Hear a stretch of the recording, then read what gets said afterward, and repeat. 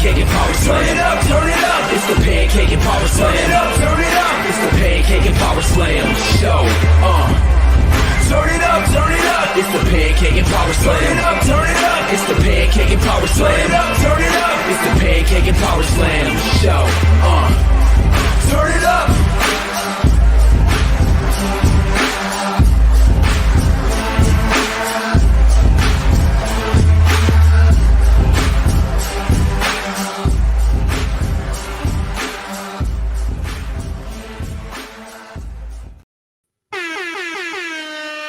What is going on, everybody? Episode 618 of the Pancakes and Powerslams Show. I am Dr. Chris Featherstone, and we got a lot to talk about today. Of course, what a week that we have experienced between last Tuesday and this Tuesday. Last Tuesday, it was all about who's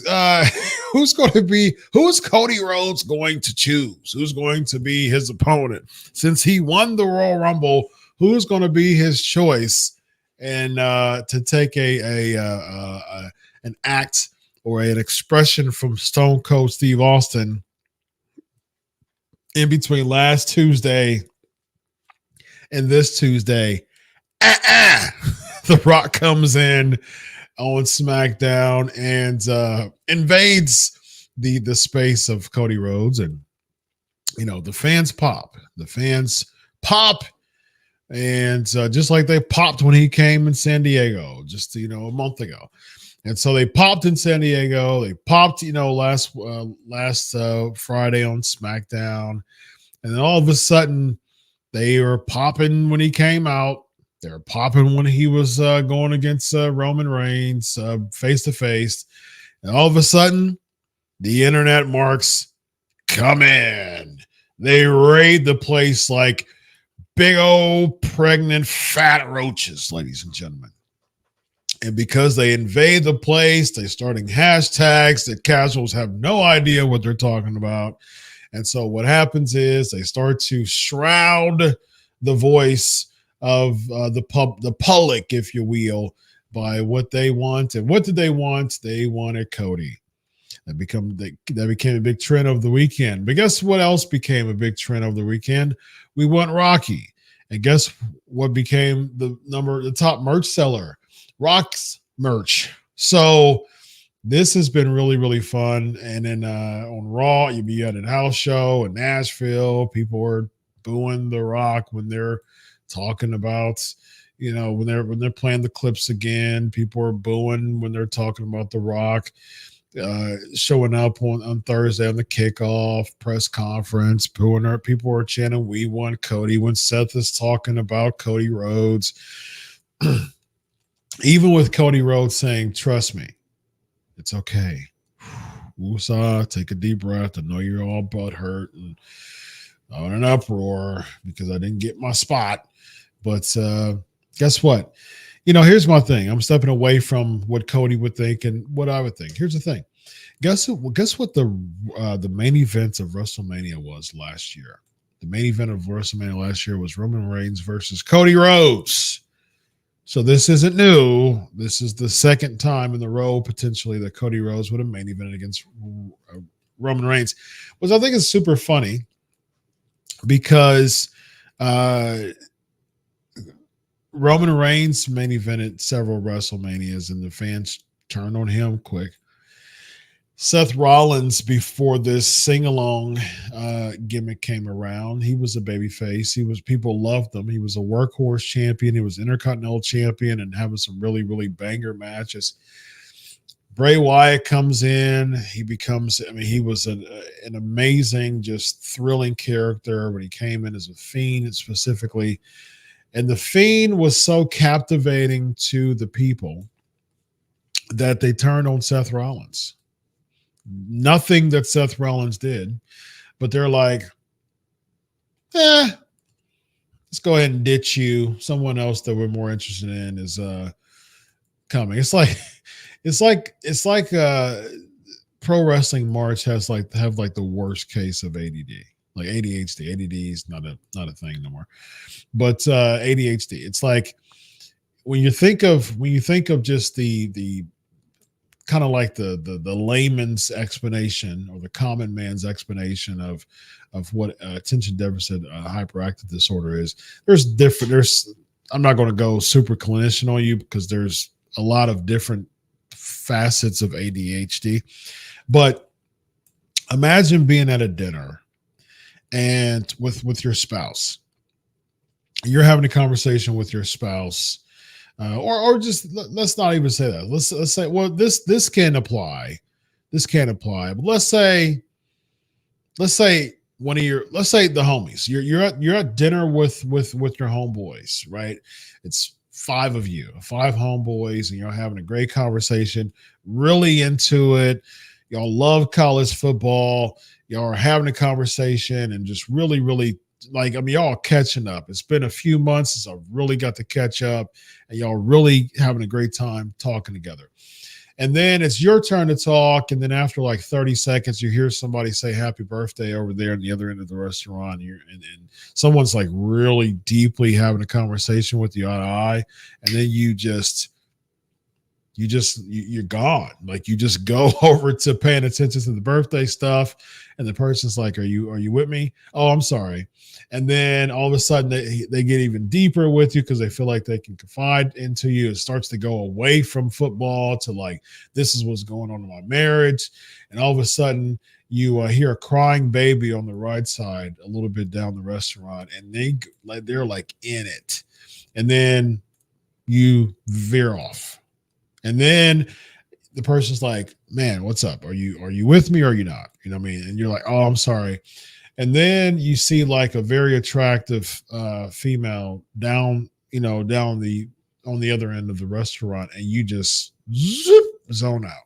And so, and then they're at this point, they're upset. And you're like, man, okay, I'm sorry. And you see another attractive female down the other side of the restaurant, and you zip. I mean, you just lost. You're losing attention that quick, and you're jumping from thing to thing to attention that quick when it's triggering you, and it's causing that much ability to cause a distraction. And if that's untreated, it can be detrimental to your executive functioning. One, it also can be detrimental to your relationships as well. It also can be detrimental to your sense of stability because you're riddled with anxiety and chaos, and you're just jumping to the next thing. And all of a sudden you get overwhelmed because there's so many things that you have to pay attention to. And so how does that apply? How does that link up? How does that relate to the pro wrestling crowd? The pro wrestling crowd is similar to that in many ways because they ditch the thing for the other thing. And they don't want to admit like, oh, my bad. This is on me. I shouldn't be doing this. They don't want to do that. They don't want to do that. They instead decide to justify every time they do that.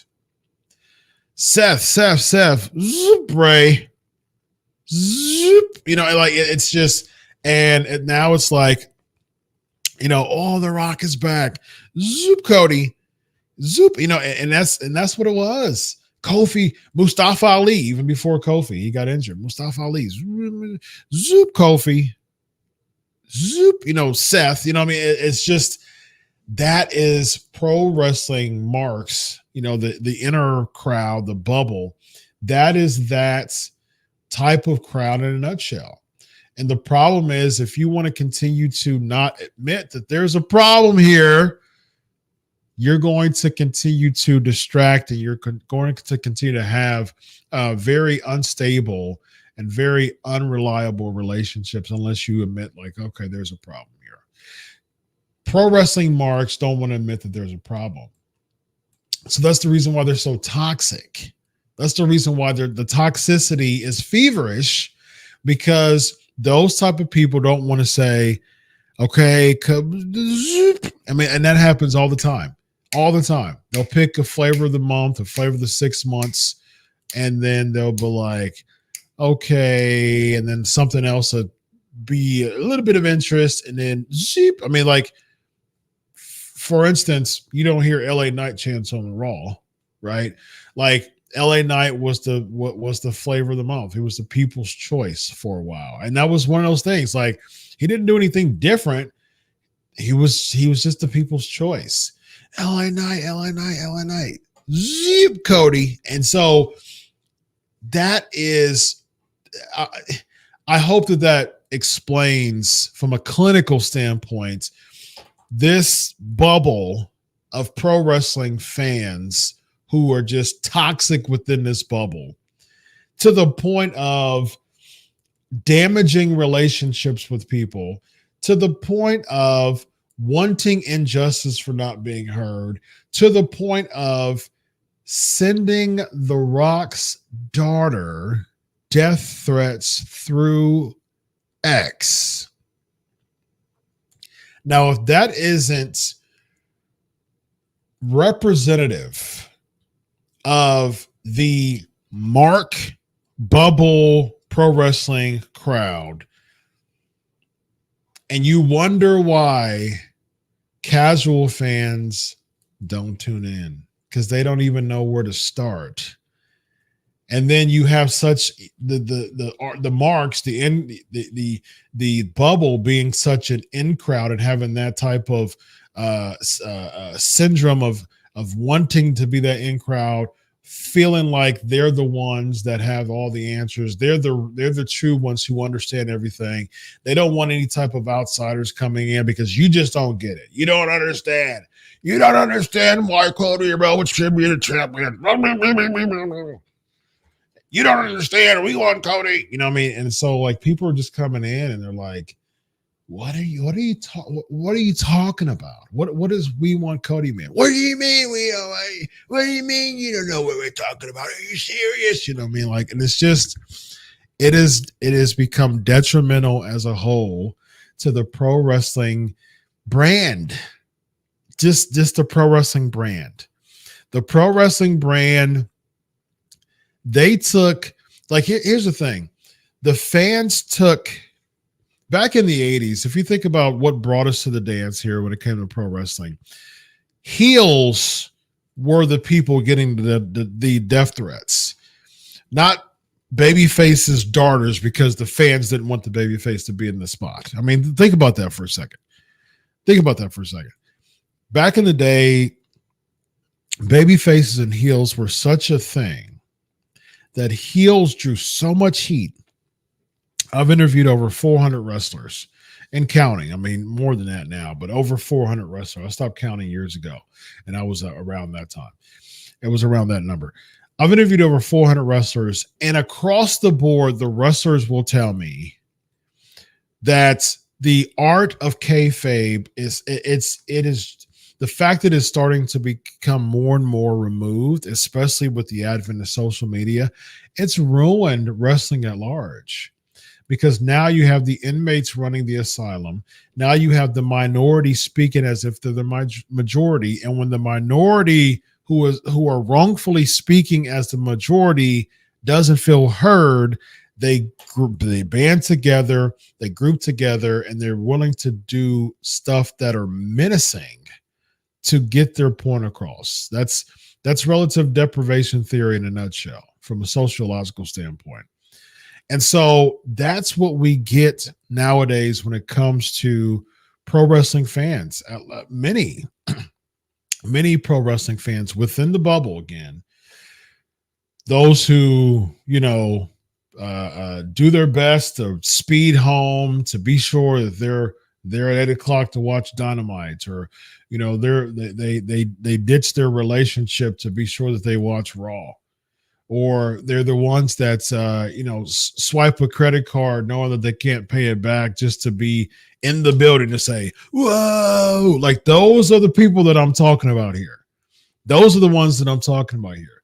Those are the ones who you see on the internet. Those are the ones who are becoming toxic, who are making this product as a whole toxic, because long removed are the days of, man, like, that was a good heel that I want to slash their tires or throw stuff at them while they're in the ring, either cutting a promo or competing. It's gone from that person doesn't get as much heat as the person or people who we don't want to be in a particular spot, because this is what we want, this is what we say, and what we say goes. And if what we say is not going, then we're willing to do what we can by any means necessary, including sending a young girl who's doing her job, who has nothing to do with this, death threats. Okay. All right. Before we go to the questions that I'm looking at here, it looks like we are loaded with questions. I'm looking forward to what the PNP Nation has to say to me and about this, and we're going to have some fun. Let me discuss an update that I have about this whole goings on. So I have many sources within WWE that I've been discussing this with over the weekend. So at the end of the day, I was told that this was a budget move. This is a big budget decision. This was about dollars and cents. And if you have someone who's bringing in money, I mean, if you think about it from a social media standpoint, Rock gets paid to post Instagram posts. He gets paid to do that because he has nearly 400 million Instagram followers. Cody Rhodes has a little less than 1.7 million. Okay. So if you think about that, 10% of 400 million is 40 million. 10% of that is 4 million, which is 5% of 400 million, right? Or 1%, excuse me. So 1% of 400 million is 4 million. All right. So a half of that is 2 million. So now we're thinking of less than 0.5% of IG followers does Cody Rhodes have compared to The Rock. So if you're thinking about sponsors, okay, wow. Okay. I'm with, PNP t-shirt company, you know what I mean? Wow. Okay, cool. So I did what, especially during the spring, we have spring sales and things like that. T-shirts are great for spring, and I really want to get a lot of t-shirts sold. We've been doing super well. We're a multi-million-dollar company, and we really want that spring launch. Oh, bet. So what we're going to do is we're going to affiliate ourselves with TKO, and we're going to get a publicity deal, a sponsorship deal with The Rock, who's going to post about the t-shirt company on his Instagram page. And if someone from a business standpoint is looking to be a sponsor here, again, think about this from a business, move out the Mark bubble. From a business standpoint, someone who has nearly 400 million followers sponsoring my business versus someone trying to pitch sponsorships from someone who has less than 1.7 million followers. I mean, easy math, easy logic, easy decision. I wish that, I can't have wishful thinking at this point when it comes to a lot of wrestling fans, because that would make me crazy. But if you think about it, business. It's hard for pro wrestling fans, many pro wrestling marks, to think about it outside of business. But the WWE, just like any other entity, any other brand, is a business, and you want to make business decisions. Have I agreed with many business decisions that the WWE has made? No. But at the same time, that's what's making them them. That's what's making them them. And that's what's going to make the WWE continue to be them. That's what makes them a lucrative brand. That's what makes Ari Emanuel willing to spend $9 billion on the company. That's business, man. And you have to think about it from that point. Otherwise, if you don't, you're going to go belly up, man. Simple as that. All right, ladies and gentlemen, I was also told by other sources within WWE that a lot of people are staying to themselves when it comes to this. Yeah, there's people who are vocal, Ricochet, Sami Zayn, Logan Paul. There's people who are vocal about the "We Want Cody" and stuff like that. But I was told from within that there, a lot of people are just keeping to themselves at this point. Because if you think about it from a external standpoint, The Rock is the one at the helm when it comes to all this. He's bringing in Brian Gewirtz, who was a head writer, from '99 in the Attitude Era for a few years after that, and so a couple years after that.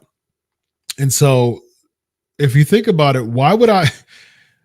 If I'm like semi underutilized in WWE, or someone who doesn't have a lot of stroke or a lot of leverage, why would I be trying to defy the board member of the entity that owns us? Why would I do that? And so it would make perfect sense. Even if you want it, we want Cody. And you're someone who doesn't have a lot of stroke going on right now, or a lot of leverage, I probably would keep that on the hush, because you don't want to be too defiant to the point of like, okay, why do we need you again? You know what I mean? We don't. Like, you're not really moving the needle. So how about you? We want Cody yourself on the way to the unemployment line. So you got to think about that stuff as a wrestling fan. And from what I was told, there was a lot of people who were intentionally keeping to themselves to be able to avoid being a part of all this. Now, I was also, here's the thing, man, from a business standpoint, you're also having people who could be leveraging, like it wouldn't, and this is not based on what I was told. So I was told those couple of nuggets there from within. This is just commentary now, so I do want to make that clear. So it wouldn't surprise me if someone like a Logan Paul, who's made that declaration of "We want Cody," it wouldn't surprise me that he's being leveraged. He's leveraging his followers to want to jump on with him. As far as the "We want Cody" movement. It wouldn't surprise me if he's being leveraged by the WWE to make that tweet, because from the rumors, not from what I haven't heard this, so I'm not taking any credit for getting this told to me, but the rumors now is that The Rock is actually forwarding, like he was the one forwarding the Cody movement. He was instrumental in making the "We Want Cody" signs for Raw. So he's on board for forwarding Cody's movement. So again, let it cook. Let it cook. Going back to before we go to the question, Cam, going back to my, clinical type of short, kind of Cliff Notes explanation of ADHD in many ways from a sociological and social interaction standpoint. Here's the thing, man. Look, hey, if that person with ADHD, attention issues, attention problems is getting it treated, you're able to like notice like, oh, I kind of want to veer off. I kind of want to get attention. Either realize that you are wanting to do it, which would make you stay into the conversation, or just say, hold on a second. Let me, if you don't mind, I'm going to pause here just to kind of process what you were saying, just to make sure I'm staying engaged. So that's what fans could do to want to remedy this issue. But guess what? Fans don't. And that's the reason why we're getting the toxic crap that we are getting now. All right. That is Dr. Chris Speaks in the beginning of this show, as we have been doing, is what we continue to do. Now it's time for the question, Cam.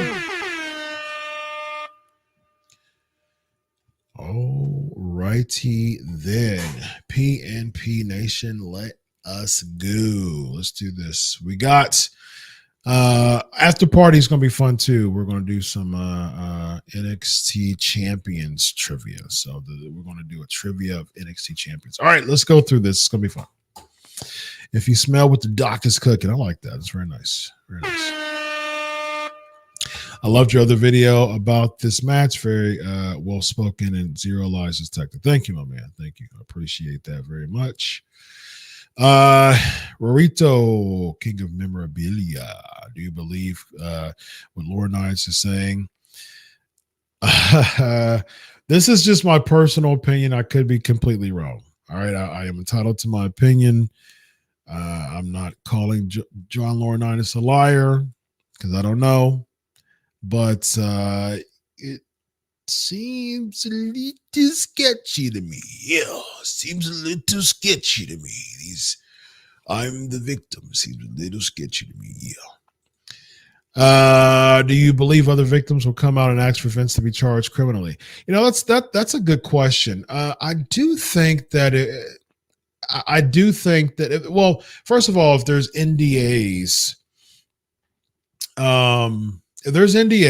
so clearly there's agreements to not disclose if there was something non-criminal. So say, for instance, if there was, because there were some paralegals, I guess, from a few years ago that were part of the NDA. So if a paralegal, they can't come out. They can't come out and say anything, because if it was just a matter of like, hey, I'm going to go ahead and be in a relationship with Vince McMahon and I'm gonna get a little something on the side, whatever the case may be, that there's nothing criminal about that. Is it unethical? Yes, absolutely. But because you're unethical doesn't mean you're criminal. I mean, there's a lack of ethics that happens in every company. I mean, there's bosses sleeping with employees, there's babies popping up because of this and hushing here and let's terminate the pregnancy and all. I mean, like, it all types of stuff is going on in the corporate world right now. That is I heavily, or I'm heavily against. I don't endorse one bit. But none of that is criminal. None of that is worthy of litigation. So at the end of the day, man, it boils down to unethical, yes, criminal, no.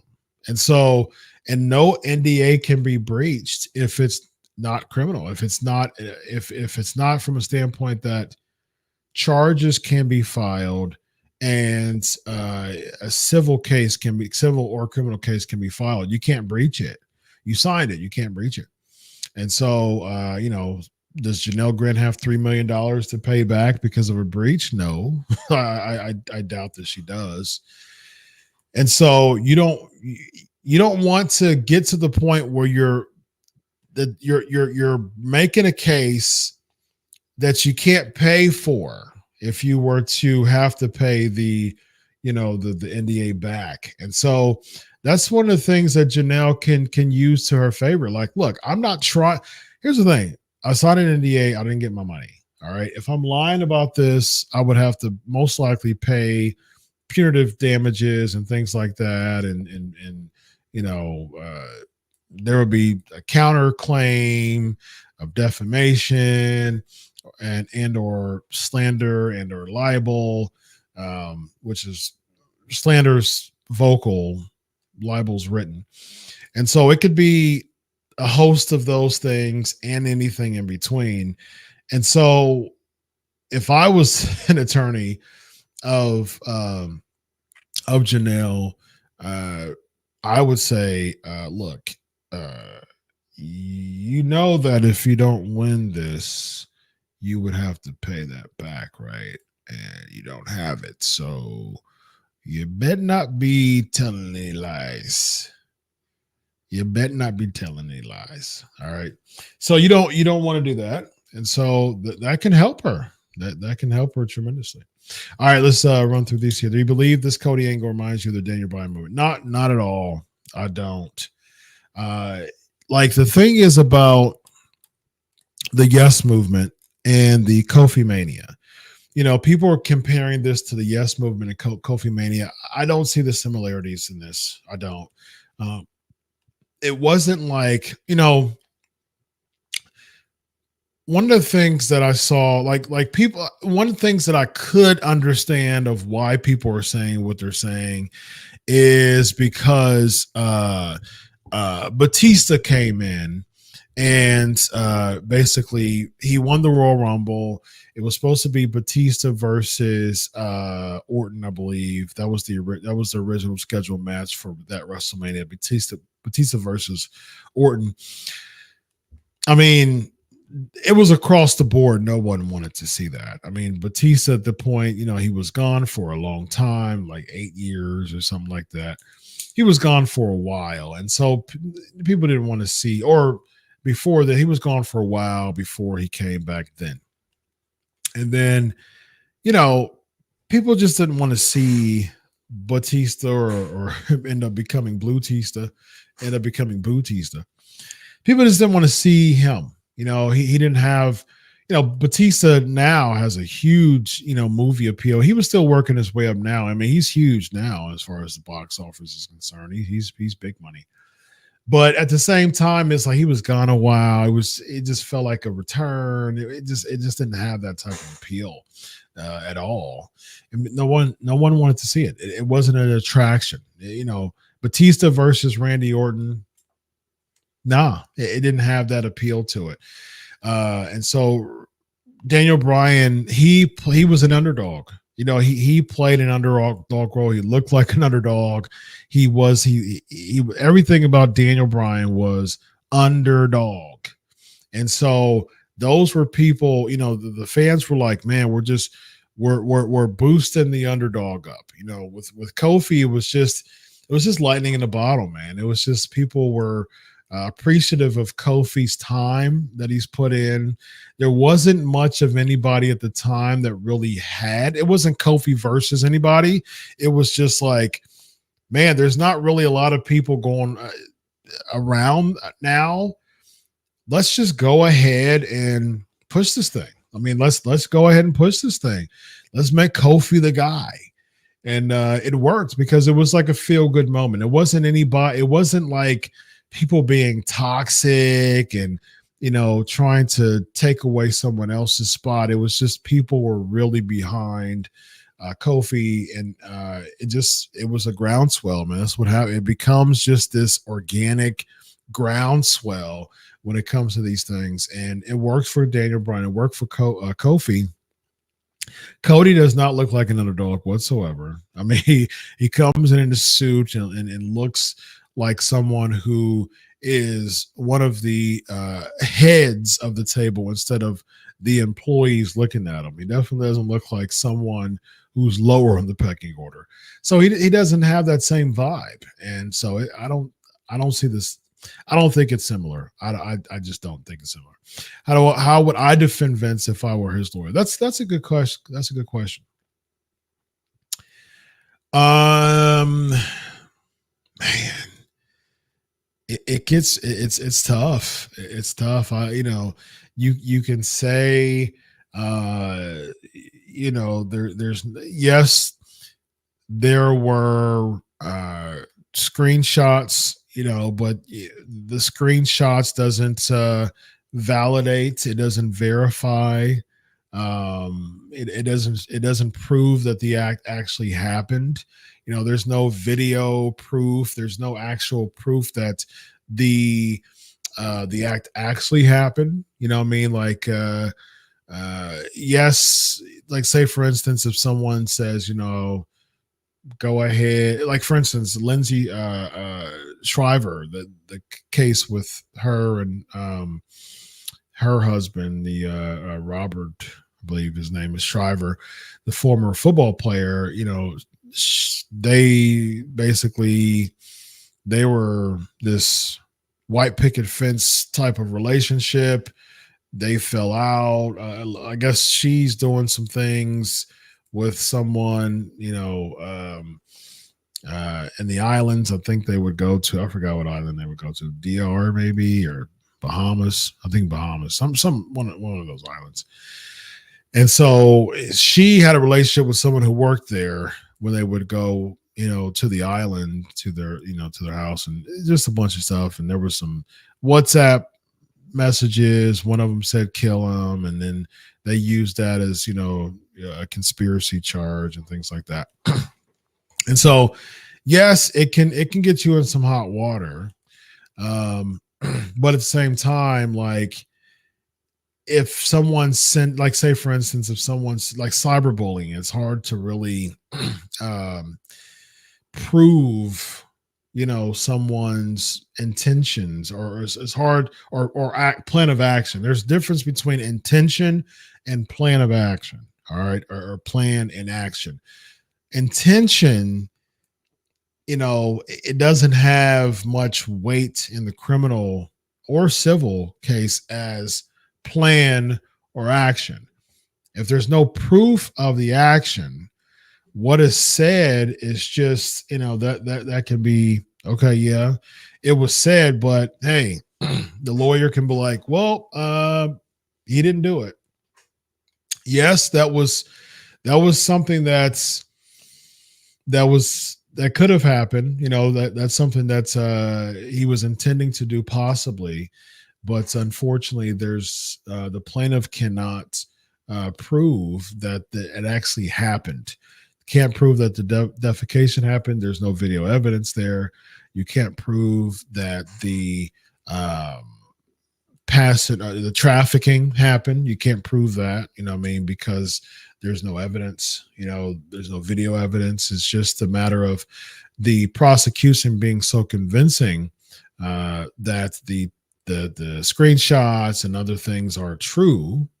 They can prove that. I mean, they can make it so convincing that the jury can, if it does go civil, that it can be guilty. But the prosecution the defense can be like, oh, okay, well, we hear you, but yes, those were screenshots, but there's no video evidence to prove that those screenshots actually were committed. So that could be a selling point for Vince's legal team. Do you believe Vince will completely be erased from WWE if he is found innocent? No, I don't think if he's found innocent, he will be erased. I don't even think if he's found guilty, he'll be completely erased. So, see these lists, man. I can't do these lists because I have to think about it on the spot, and then I have to spend some time thinking about it. Technical wrestlers, man, I'd have to see a list of, because I don't want to leave anyone out.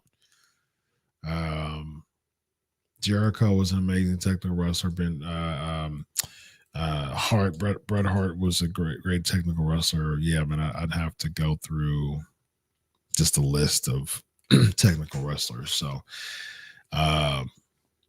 tweet me at Chris Prolific. You see it right there at Chris Prolific.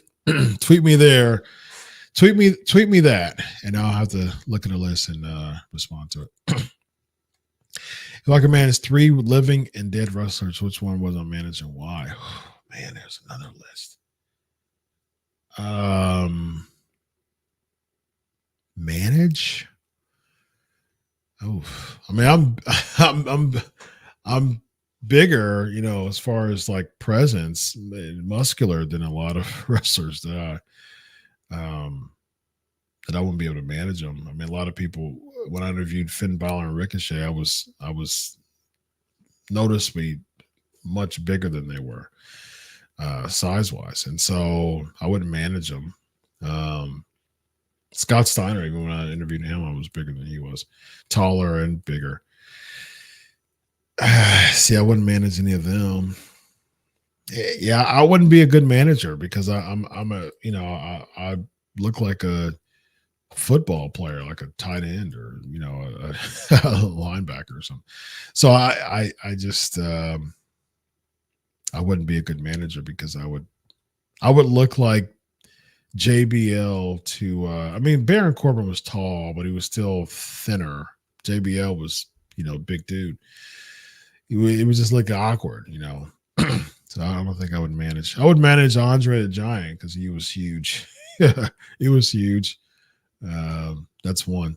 What are your feelings on VKM as a character as opposed to him as a person? I mean, character, he's one of the greatest of all time. I mean, he's one of the greatest heels of all time. We can't get to the point of all of this of saying Vince McMahon to forget the fact that Vince McMahon was one of the greatest minds in the history of professional wrestling. He made the WWE the greatest brand in the history of professional wrestling, the most popular brand, the most sought after industry brand, kind of subset within the pro wrestling industry. The WWE is the greatest brand of all time in pro wrestling. I mean, we can go by every week and say how much not how it used to be, but WWE's the GOAT when it comes to pro wrestling production, international success, PR, as far as their branding and marketing, and just they are the they are the pinnacle, man.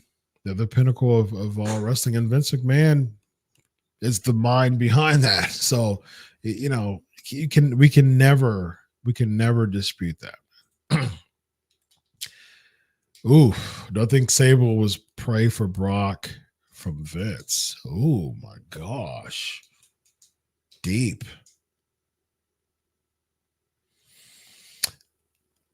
I would say so from the documentaries that I've seen, the stories that I've seen and documentaries that I've seen,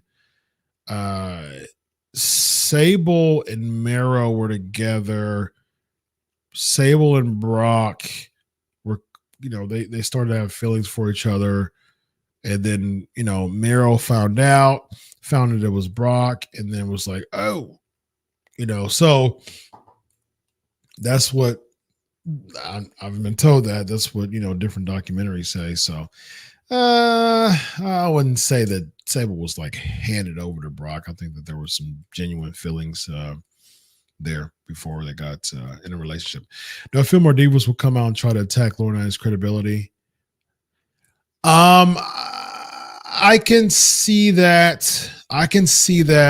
My only advice as someone who has a undergrad in PR, as someone who's in who is a PR guy, be careful with that, because you don't want to get to the point that you're defaming him or slandering him. Now, when it comes to defamation or slander,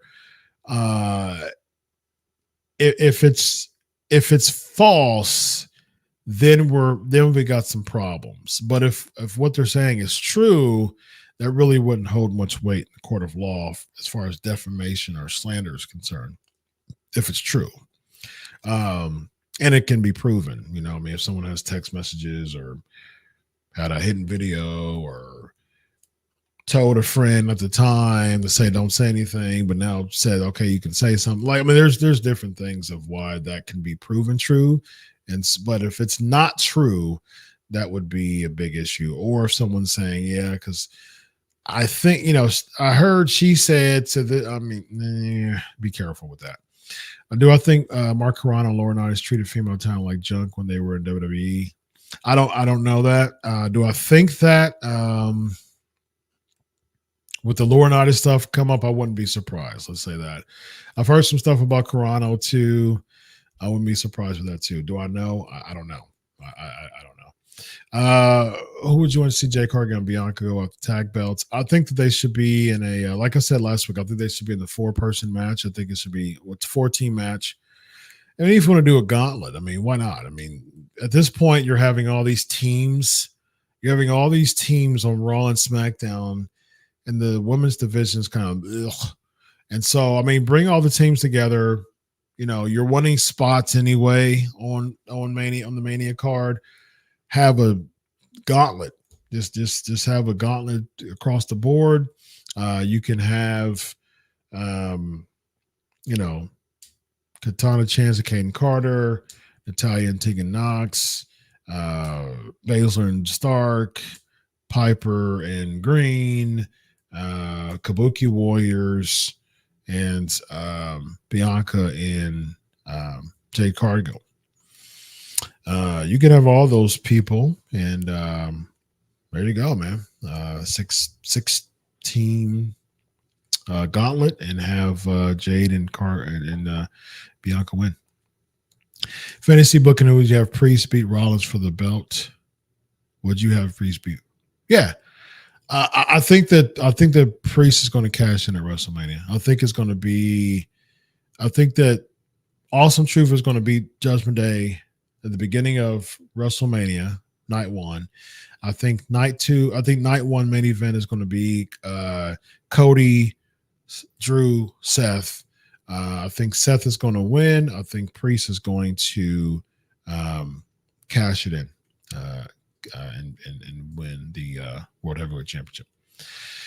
Please drop a beat on me, Rito from Puerto Rico, for 15 seconds. A beat. That's a beat. I can't do it for 15 seconds because I got to roll. How did Pancakes Powerslams name from the show come about? So the really, really quick version of this is so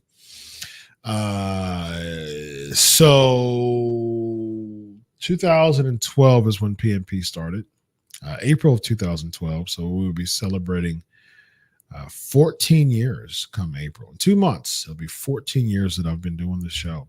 Can you believe that? 12 years. 12 years. It'll be 12 years that I'll be doing this show. Since 2012. So it'll be 12 years. 12 years since I've been doing PNP as of April. So the short version of it is I wanted to do a show. I was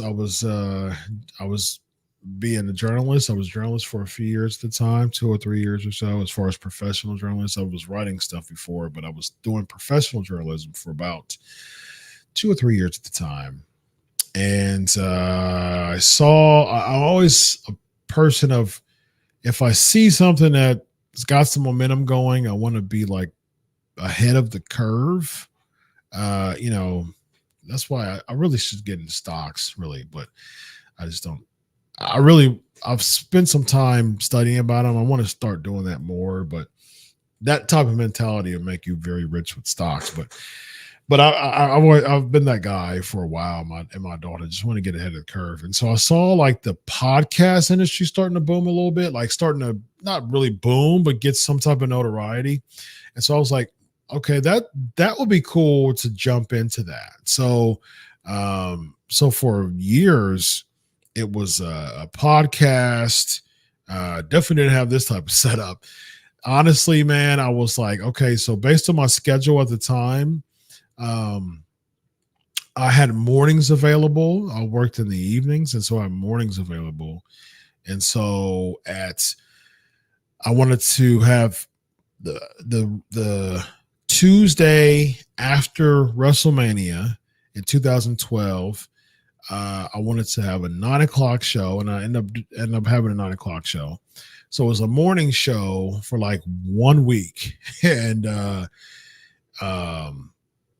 And so I was like, you know what, man, I don't know. My schedule was about to change too. I was like, yeah, I want to commit to that. I don't like starting projects that I can't commit to.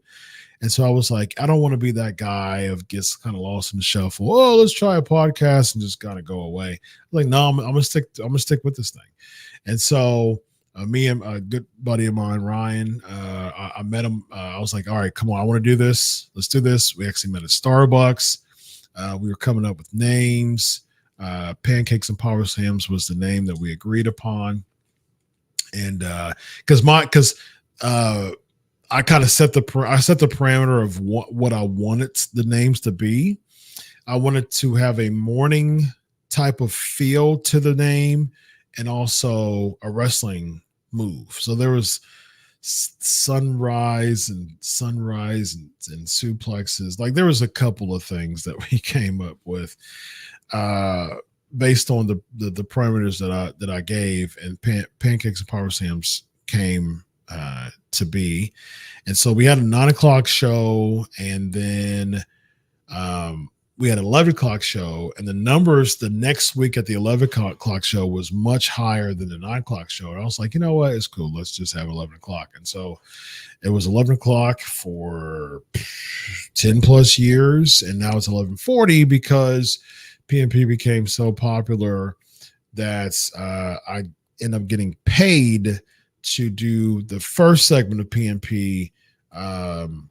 And I've taken that over to Sportskeeda and started interviewing, because I would interview someone every week on PNP, and I would have the first half hour for the interview.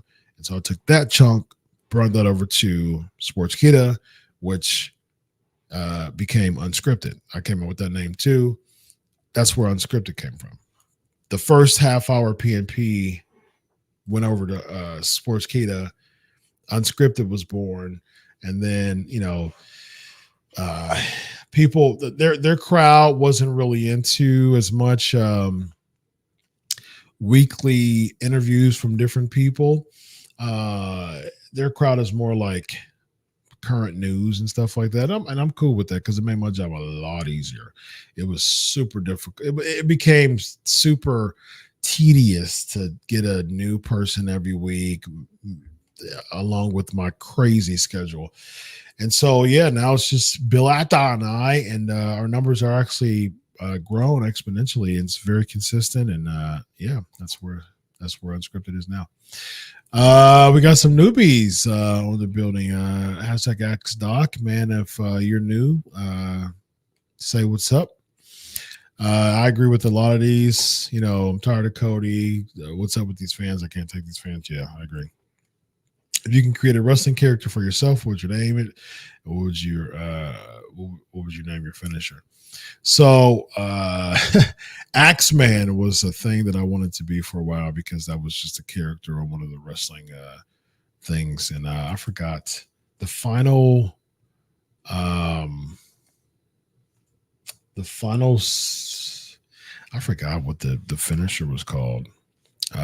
Final Solution, or the final, or it was something, I forgot what it was. This is when I had No Mercy back in the day, and like the creator wrestler, the call stuff was really good on No Mercy. It was super dope. I know what Rock whispered to Cody was get back to AEW, Mark. That's funny. The horrible, vile death threats and racial insults towards Rock and his family is way too much. I agree, man. I mean, Marks is a. Are you going to be the press? Or am I going to be the? Heck no. No. I'm not. Why in the world would I go to Vegas to listen to a bunch of Marks boo the Rock and just sit there? I mean, like, absolutely not. I mean, I could be farther from Vegas on Thursday. I'll be working as a therapist and as a podcaster for my family. That's what I'll be doing. Since Rock is fighting Roman at Mania, who do you see getting booed? Both of them. I think, unfortunately, I do think it would be hijacked like 20 years ago at WrestleMania 20. What percentage of the people chanting "We want Cody" do you think will turn on him in a few months? To his title? I mean, like, most of them. I mean, like, it's going to be just like Seth, just like Kofi. I mean, like, this is nothing different, man. This is nothing different. It's going to be just like everybody else, for sure. What is your prediction on Super Bowl? The Kansas City Chiefs will win, and Travis Kelce will do a thank you speech. And a part of his thank you speech will be proposing to Taylor Swift. That's one thing's going to happen. I love your analogy about wrestling works. Thank you, man. Appreciate it. Have you spoken to Nick Patrick lately? No, I haven't, actually, man. I'm not. Do I think Triple H and YHE? Break that down for me a little bit more. The death threats forcing the rock star to deactivate her ex account very much angers me. Rightfully so. Do I think Triple H and The Rock still hold some untold animosity towards each other? I mean, that's with the wrestling marks, man. The wrestling community, it's usually it's petty, man. And I hope 50-plus-year-old grown men don't have any type of animosity toward each other from 25 years ago, man. Come on now, grow up if that's the case. I don't understand these wrestling marks. They made fun of Cody.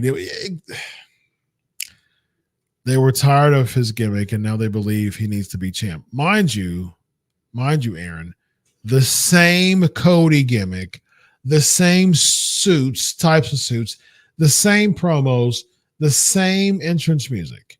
But somehow he's the savior of pro wrestling, and he was the same person with the same stuff getting booed out the arena at AEW.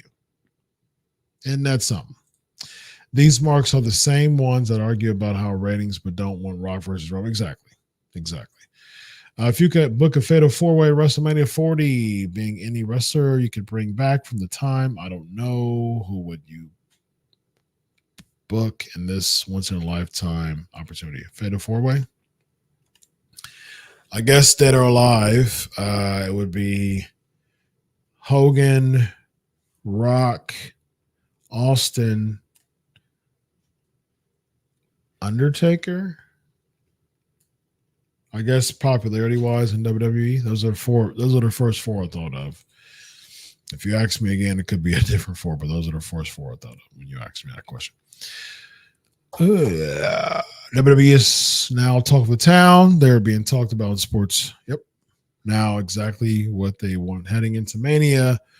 Exactly. Also now, not one person talking about the Vince situation. Very good move, WWE. Precisely. I mean, you're having this.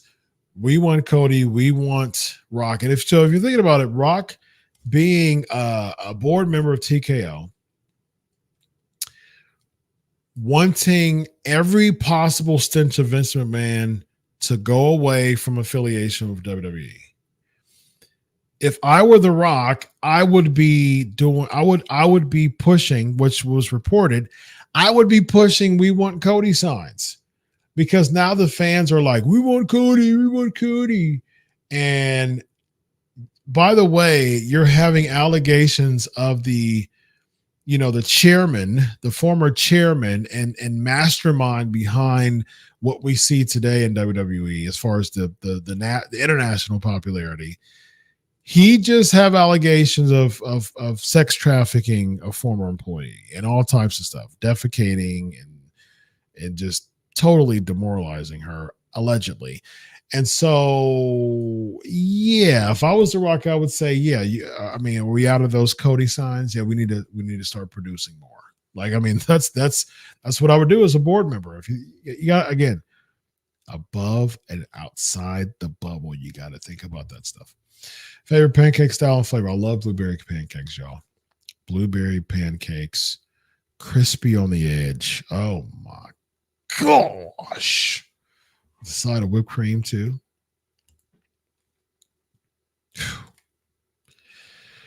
Throw some apples on there too, man. Some baked apples. What are your top matches or memories of Sting's career? My favorite Sting match was a Great American Bash 1990 when he beat Ric Flair to become world champ. You already talked about Cody, Reigns, and Rock stuff with thoughts on the Chamber pay-per-view feeling a bit throwaway-ish. It does feel throwaway-ish, especially with this stuff going around. I think the Perth. I think this is one of those things like, man, hey, look, this is a international marketing thing, branding thing. Let's go ahead and give Perth their shine, and the crowd's supposed to be big. I think it's supposed to be around 60,000. So that's a Mania style event. There it is. I really like your theory on what it could be. The Rock beating Roman Reigns, then Cody winning SummerSlam. Sounds so well played. Kudos. I'm a believer. Thank you, man. I appreciate that. I mean, again, man, here's the thing. Why not cash out on this stuff, man? I mean, bank on it. Bank on it. I mean, do you think The Rock, if he's a board member of TKO And this can bring more eyes to the product. The Rock doesn't care about going over Cody Rhodes at SummerSlam. And I'm the one who's like, man, Rock shouldn't be Cody. Rock shouldn't be Roman. Rock shouldn't be Roman. Rock shouldn't be Roman. But, I mean, if you think about it, though, with this going on now, card subject to change, man. Rock beats Roman. Rock becomes champ. He's only champ for 4 months. It's okay. No big deal. Cody, man, if you were talking about finish the story, why not finish the story against The Rock, man? Like Cody versus Rock at SummerSlam? Count me in. Count me in. Favorite kind of cookie or brownie do you like? Fudge? I don't like fudge that much, but I love oatmeal raisin cookies, man. Amazing. Brownie, I like chocolate chip. I like white chocolate chip brownies too, though. White brownies with like white chocolate chips in there. Whew. Amazing. Oh, thanks, James. Appreciate it, man. The celebration with Kofi was so organic. It was very organic. Absolutely, man. Speaking of Batista, would you had rather he returned for 2015 Rumble to face Lesnar? Yeah, I mean, that would have been better. I think Reigns was too early at the time. I prefer Lesnar versus Reigns. Could happen another year. Fans wouldn't hate. I think it's a good point. I mean, plus they wanted Daniel Bryan. They still wanted that type of presence with him, man. They just weren't feeling Roman. When Kofi won a championship, it was so organic, as well as Daniel Bryan won. Yeah, absolutely. Doctor, how did you get so big? Any specific workouts and splits and meals I asked and aspire to get bigger? Work out like crazy, man. Like I work out 5 days a week. Lift, cardio, do about 20 minutes of cardio 5 days a week. I spend a lot of time lifting, just dedication, man. And I eat. This was a cup of fruit and snack, man. Snack, healthy. I eat a lot of salads. I count my calories. It's Seco all the way for me. Yeah, man, just stay dedicated, man. I'm super dedicated in the gym. What's your thoughts as far as meals are concerned? Yeah, eat, man. Like one of the things that actually I wasn't very good at, I didn't keep track of very well, was eating. I didn't eat eating. I would eat 3 meals a day, but I wouldn't like eat healthy snacks in the interim to boost my metabolism. Now I got all types of organic energy bars. I've got fruit and grain bars. I've got fruit everywhere. I snack on stuff a lot throughout. Like, say for like today I had, what did I have for lunch? I had like a bagel and coffee for breakfast, small breakfast. For lunch I had what did I have? I had some white chicken chili and like a little bitty like turkey kind of deli sandwich. And then before I went to the gym, I go to the gym after I get off work. I eat. I didn't do this until last year. Started doing it last year more, but I eat something in between that too, to snack, which is I should have been doing that from a long time ago, but just snacking more. So I ate a energy bar there. I ate a banana bread organic energy bar there just to keep that metabolism up, feed myself. And then for dinner I had a smashed potato with some broccoli and chicken on top of it and cheese. And then I snacked again before my show, and I had a cup of fresh fruit. So that was my meals for today. And so tomorrow, though, Wednesdays are usually self-care days, and so I like get me some pancakes, baby. feed those carbs up too, man. Carbs aren't bad for you if you work out a lot. If you're a sedentary person, stay away from them as much as you can because they'll turn to fat. But if you work out, yeah, there's benefits to them. What's your thoughts of possibly UFC and TNA talent being a part of WrestleMania, like part of Battle Royal? I mean, it wouldn't do much, man. Just like I said last week, I mean, you don't want to start doing this too much because you don't want the fox to guard the hen house, man. Like that's the thing. And what I mean by that is you don't want to get so close with, the WWE that they start to say, I like that Jordan Grace. When's her contract up? Yanked. I like that Moose. When's his contract up? Yanked. You know what I mean? Like, you got to be careful with that stuff. I mean, you don't want the fox to guard the hen house, man.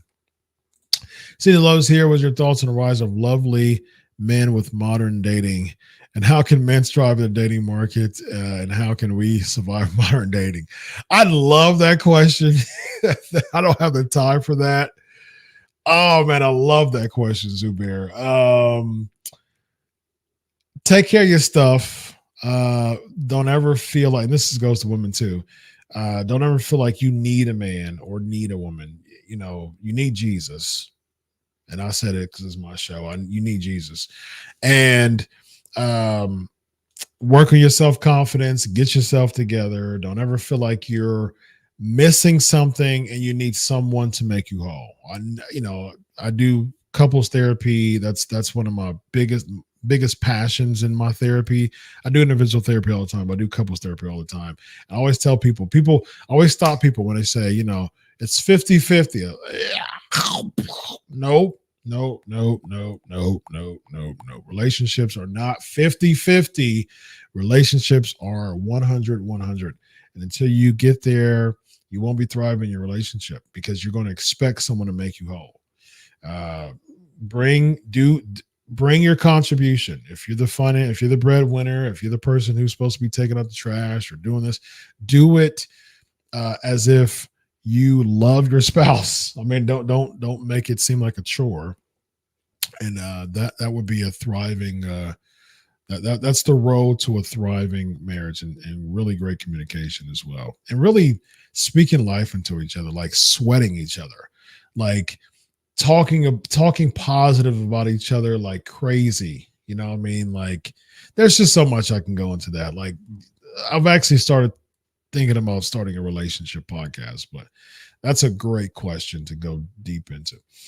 With fans turning on Rock, would this make other legends second guess coming back? No, not if the money's right. That's for sure. All right. We got some great supporters on here. Tap out. Looks like you're in the building. Thank you very much for all your great fantastic support. All right, y'all. Thank you very much. I really, really appreciate it. What was my first thought when I met my wife? Hot, that's for sure. But a lover of Jesus. I mean, that was one of the biggest. I mean, still now she's smoking, but yeah, just her faith. I'm a strong man of faith, as many people know on this channel, and gotta marry someone who feels the same. All right, y'all. Look, we got a short after party going on. We're going to do a quiz. We're going to do a trivia we're going to fill in all the NXT champions. So it's going to be like 10 minutes tops. We'll take your questions, and we're going to have some fun over there. So I got to go to the after party, y'all. Be sure to like, share, subscribe. Appreciate all your support, man. So much. PNP. I've gained like 50 subs over the past week, and I really, really appreciate that. It was a big leap, man. Like I told you before, I spend a lot of time with helping other channels grow and using PNP and being a part of other channels. But I took a big leap last year, man. and said, you know what, man, I've been spending a lot of time making other people's channels grow and stuff like that, man. Now it's time to now it's time to believe in myself. And not only am I so happy that I made that decision, you all every single week continue to show me why that was a good move. So be sure to like, share, subscribe, share this with everybody. Great week as always. Great show as always. Y'all are so awesome and so fun to be on the show. I just feel a revival with PNP, man. I really look forward to doing PNP. It's really fun.